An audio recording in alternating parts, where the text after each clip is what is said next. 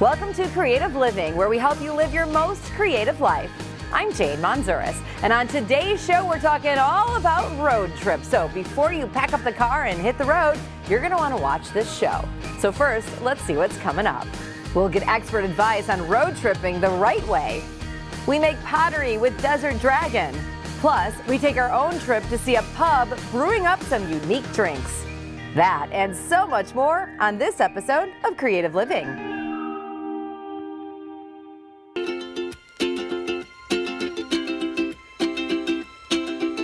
Jump in the car, kids. It's time for a road trip. Yeah, we've all heard that before. And family vacations is just part of summertime. And the preferred way of travel is by car for so many people. So joining me today is Michelle Donati from AAA to talk to us about road trips. Michelle, why are road trips so popular? It's just one of those age-old traditions. From the time that cars been on the road trip has just really been the most common and economical way for families to travel, and this summer will be no exception to that. According to AAA's 4th of July travel forecast, 41 million Americans traveled by car over Independence Day this year, which is a near record for the holiday. You mentioned it's economical. So why is traveling by car so easy on your bank account? Well, when you look at families, especially for families, and you put a family of 5 in a car, you can do so much more economically than buying those 5 airline tickets. And so, just take my family, for example. We're a family of 5. So to fly to Southern California, for example, that's probably about $1,000. We can get there with maybe a tank and a half or so of gas. Right. So that's not even a couple of $100 there. And almost the same amount of time it would take to get into the airport and jump on a plane. And then we don't have to rent a car when we get there. And traveling by car also gives you that freedom. So if you see something you want to stop along the way, you want to stop and do that, you can do that too. And that's a really great thing for families, because sometimes, especially when you're traveling with little kids, you need to stop, let them run around, play, get that energy out before you put them back in the car and get the rest of the way to your destination. When we talk about driving our own car, even if it's running perfectly, should we get it checked out before we go on that trip? Absolutely. This is the number one thing that you should be doing before any road trip. And you don't want to wait and do it the day before. Do it a couple of weeks before. That way, if anything does pop up that needs to take place, you'll have plenty of time to do it. So we recommend visiting your trusted technician, getting a thorough check.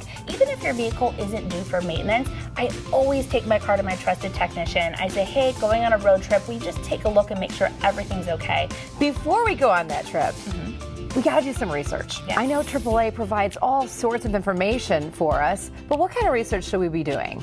Well, you want to research the destination itself. So you want to find out, are there any festivals or events taking place? I mean, that might influence your decision to travel to that destination, or it might deter you from that destination. And you talked a lot about kids in the car. Those kids get bored, They do. and they get bored real fast. They do. So what kind of ideas do you have to keep them busy? So I can attest that I am a little bit of a professional at this, because I just made the road trip with my 3 kids by myself to Southern California, and again, 3 kids under 5. The key is to really keep them entertained, breaking that trip up in giving them things that they haven't seen before. So if you give them the same thing that they play with every day, even if it's a tablet, which can really come in handy during a trip, they're going to be bored with it within a half hour or so. You can make a quick trip to the dollar store, a very inexpensive store, a department store, and find things that are road trip friendly. So a couple of things I've picked up. This is a checker game. It is actually magnetic, so you're not going to lose the pieces along the way. Yeah. Just fun coloring things, or books, or small toys, handheld toys that might be able to pass back and forth. And I noticed that you have little buckets here for each one of the kids. Yes. So you want to make sure that whether you have a bucket or a bag, that you don't give this to them all at once. You want to hand out one thing at a time. Otherwise, you are unveiling your entire bag of tricks,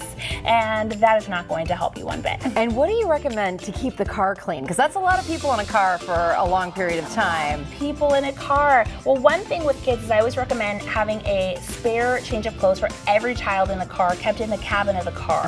And so the last thing you want to do is, if there's a spill or any car sickness, have to pull over and then unpack your trunk to get the clothes out to change your child. But in addition to that, you can look at household items. So this is a cereal dispenser. This is what we use for a a trash can in the car. It's going to keep the trash contained. We can empty it when we get to a gas station, but it's also going to contain any smelly things along the way. First aid kit, mechanics kit, should we carry that stuff as For well? a roadside kit, especially that. So Okay. you want to have a roadside provider like AAA, recognizing even if you can change a tire on your own, you don't want to do so on the side of a highway. You want a trained professional like AAA to take care of that for you.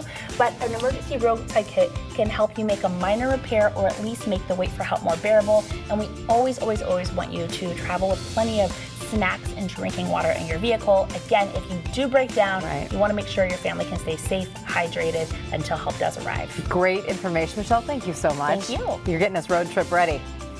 For more information from AAA, just head to their website.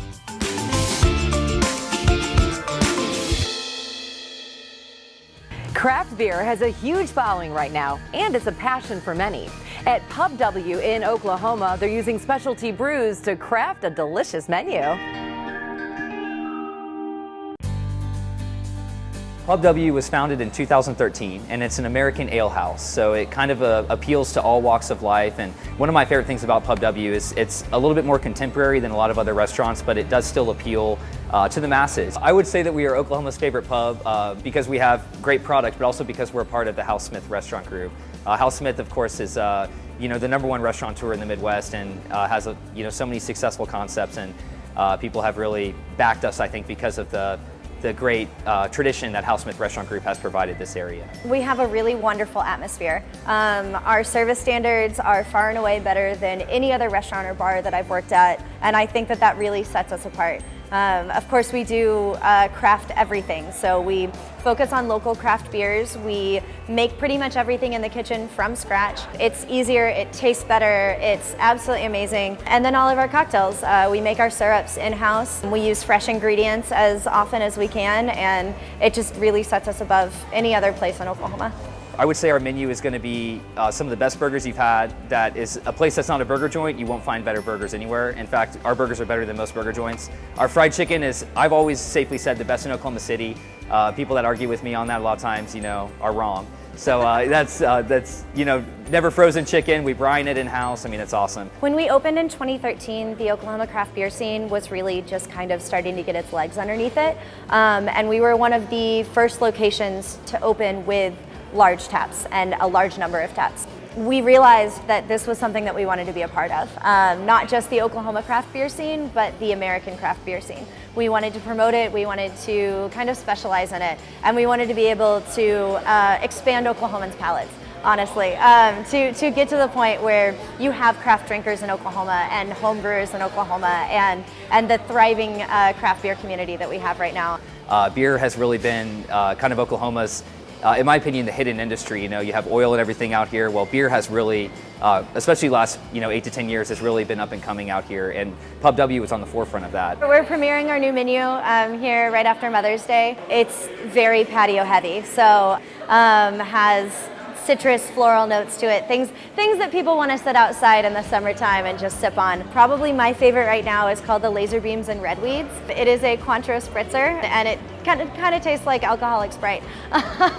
It is really easy to drink, and then of course it has a dried hibiscus flower in it just for that kind of overarching sci-fi feel to it. One thing that's great about Pub W is, different nights of the week we run different specials. On Wednesday night we have what's called our Wine Down Wednesday, and the Wine Down Wednesday is a different wine selection each week. Thursdays we have what's called a pub pick or a pint night, where we'll feature different beers, whether it be something local or out of state, and great happy hour daily as well. Well, we'd love to have you at Pub W. We have some of the best service, the best beer selection, and the best food you're going to find from scratch in Oklahoma. The average road trip is 568 miles, and the most popular destinations are national parks and beaches. I like those too. Stick around, we've got more coming up on Creative Living. As monsoon approaches, we'll get your roof ready with Right Way Roofing. Plus, a Sunday drive in Las Vegas with beautiful views. Creative Living is brought to you in part by KaiScissors.com, styled to offer superior cutting action for quilting, crafting, and dressmaking. For more information on their line of products, from scissors, knives, and rotary cutters, visit KaiScissors.com.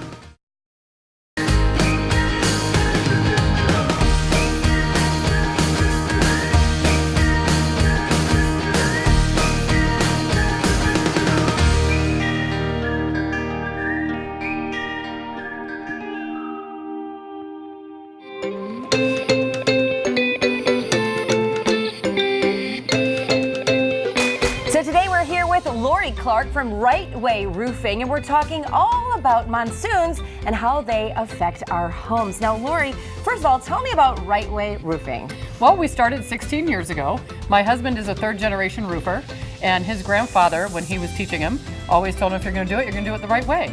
And he was up there roofing, and he said, you know what, Dad and Grandpa, that's a catchy name, Right Way Roofing. And that's where we're at, because you do want to do everything the right way, and you want to work with the right people to make sure you're getting it done right. Absolutely. When we talk about monsoons, how should someone prepare for the monsoon season? Well, one thing you can do is check for leaks, and you can do that by just looking at the ceiling, obviously, for staining, and then also around the eaves. Typically, when a roof starts to go, whether it's tile, shingles, you'll start seeing the staining around the outside of the eaves. That's where the underlayment starts to pull up and the material starts to pull up first. Yeah. So, and give us a call if you have any questions or need us to take a look. Just give us a call.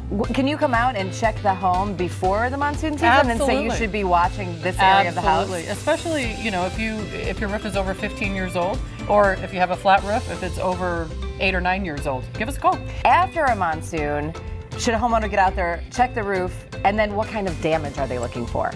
Well, depending on the type of roof, there can be all types of damage. Sometimes it can just move something out of place, or it can, knock a flashing off to where it's going to leak into the flashing.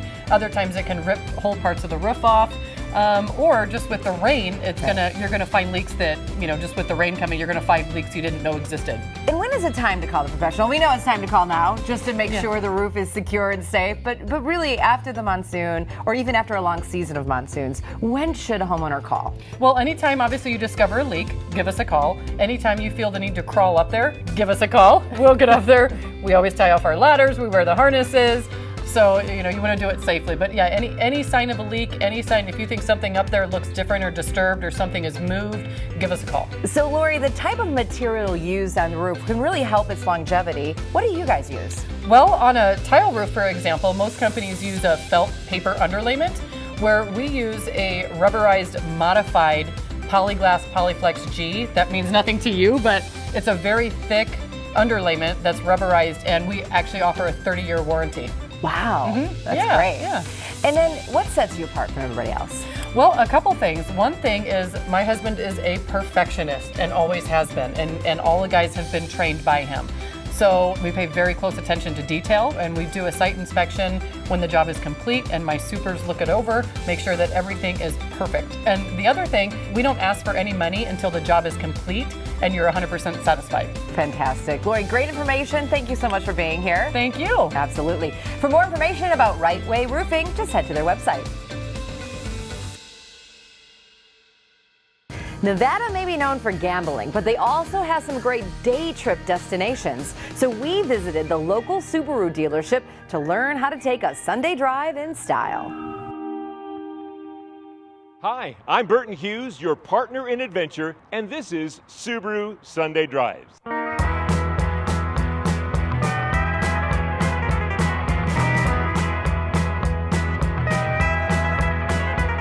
Today we're going to check out Clark County Museum. It's an amazing place. I can't wait for you to see it. Buckle up and let's go. So today we're driving the brand new 2019 Subaru Legacy. It has a boxer engines which sit really low in the engine compartment, and that really provides you a low hood for better sight lines. And also it gives extreme crash protection in the event of a collision. It's a great drive. And today we're driving on 215 heading to Clark County Museum.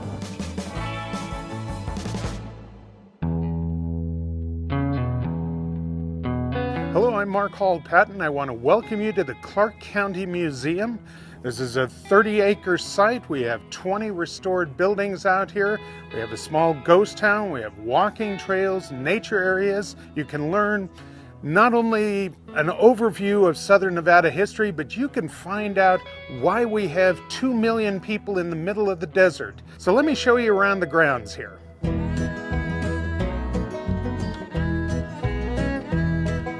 Behind me is the Candlelight Wedding Chapel.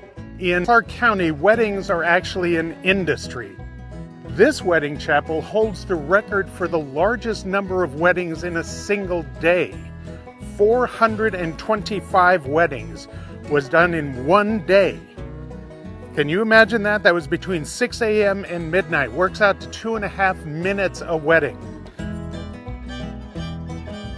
Here on the Heritage Street, this is part of the museum, and you can see behind me and around me a number of the historic structures that are here at the museum. All of these buildings are open, you can walk through them. They're restored to different time periods and how people lived here at that time. So come on out and see us. I'm just amazed. I'm amazed at what a treasure that this Clark County Museum is, and I hope a whole lot of people come out here and experience it too. I hope so. Thank you so much. Thank you. Well, I think it's fitting that we're driving the brand new Subaru Legacy because Clark County Museum is all about the legacy of Las Vegas. Until next time, I'm Burton Hughes for Subaru Sunday Drive. Here's a quick tip. Clean out your car before you take your road trip. The more stuff you haul, the more fuel you burn. So be sure to clean out those kids' toys and all those soccer balls. Here's what's coming up next on Creative Living. In our craft room crash, I get a little dirty with Desert Dragon pottery. And advice before you hit the road for your summer trip.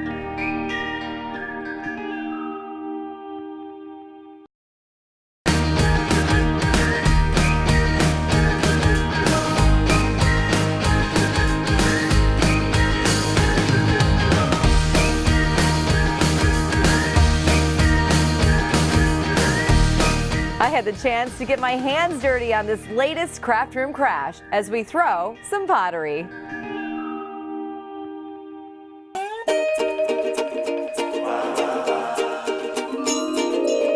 This is Craft Room Crash, and I'm in Phoenix, Arizona, outside DIYer Missy Katz's house. Now, she says when it comes to spinning the wheels, sometimes the failures outnumber the successes. But when you become a true clay maker like Missy, the successes are simply amazing. So let's go crash her craft room and find out what Missy is making today. Hi, Jane. Hey, Missy! I'm so glad you're here. I'm so excited to be here. Can I come in and see the craft room? The studio is actually right over Oh, here. studio's this way. Yeah, come on this Let me way. get the door. I really love when people walk in for the first time because when they walk in and look around, they almost always are like, wow. Wow! Look at this place, Missy! This is incredible! When people ask me what I do, I tell them I make music and art and that I teach pottery. This is the pottery wheel area, and this is where we will be making the bowls today. As a maker, I like the feeling it gives me to create things. It's the process of making a pot or baking something or creating a song. Come on out and create in clay where the hawks and ravens fly. It's like a puzzle. It comes from inside. So what are we making today? We are going to make a bowl. Hit it. Oh, yes! Start with the water and the sponge and begin to spin the wheel. I don't know that I'm going to be able to do this. Take your foot off the pedal. Lock your elbows. Lock your hands. Now you're going to come straight on. And my fingers And go then back. dive for treasure. Push, push, push. Go almost all the way down. Lift right I up. have no idea what's happening right now. Slowly at the base, your outside hand pushes in a little ridge. What? That's a bowl. That's a lovely bowl. Once we finish making our piece on the pottery wheel, we will need to let it dry to the point where we can turn it over and do the trimming. And once it's completely bone dry, then it goes through the kiln for the first firing. There's a lot of kilns out here. Yep. After you fire the first time, that is when you put the color on, the glaze. They've been made from clay into ceramic. Now this blue here doesn't look blue, No, but it's after gray. it's fired to 2,400 degrees Fahrenheit, it will become blue. Wow, look at this one. This is a big one. This is so cool. This is crazy. I want to play hide and seek in here. Close her up. After the second firing, once the piece is glazed, you're finished and you have a beautiful piece. It's really unbelievable that we were able to make this cool piece of art out of a big hunk of clay. It's amazing. Missy, thank you so much for having me in your craft studio. This has been so fun. I've really enjoyed it. Thanks so much to Missy. Now we all know how to make a ceramic bowl from clay, and that is what Missy is doing in her craft room. What are you doing in your craft room? I'll see you next time. Don't go anywhere. We've got more to come on Creative Living. The one thing you should do before a road trip to save some cash.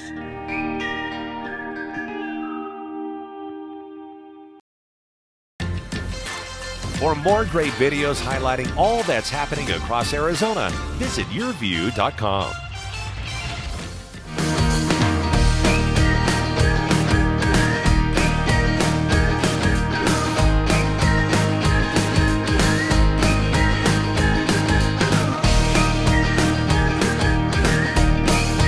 The thrill of the open road and the comfort of your own car, you just can't beat a good road trip. But there can be some roadblocks along the way. So here's some final advice to keep you running smoothly during your next vacation. Before you hit the road, make a realistic budget. Calculate what you can afford to spend each day. Meals and lodging can add up quickly, so check for discounts at places you plan to stop. Some places offer discounts if you have a AAA card, so be sure to ask. One way to keep costs down is to pack snacks. A cooler full of sandwiches, fruit, and drinks will save money and keep pit stops to a minimum.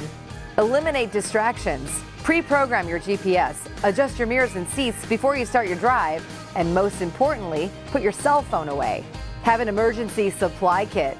These include jumper cables, tire pressure gauge, flashlight, gloves, tools, and a first aid kit. Plan frequent stops, about every 100 miles or 2 hours, to rest, stay alert, and hydrated. And lastly, stay flexible. Road trips aren't always about getting from point A to point B. An unplanned stop can sometimes lead to a great adventure and priceless memories. Thanks so much for joining us on Creative Living. Enjoy the open roads this summer and have fun exploring. I'm Jane Monzuris, and I'll see you next time.